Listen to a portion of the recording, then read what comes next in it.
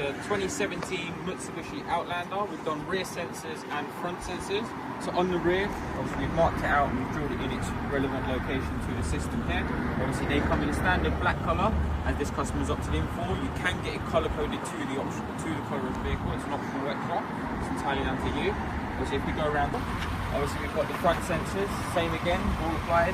Obviously we've got a standard matte black, obviously on the car here. Obviously you can have them optioned to get them colour coded, so you could have had them gloss black and then grey, depending on which part of the vehicle it's being colour coded to. Obviously on the front sensors, they work on a button, so obviously as soon as you press the button, obviously you'll hear the sound. So with the front sensors, we have a button placed directly here. So if we just press that button, there you go. So you'll see it will come active and green. If I walk in front of the vehicle, you hear the sound.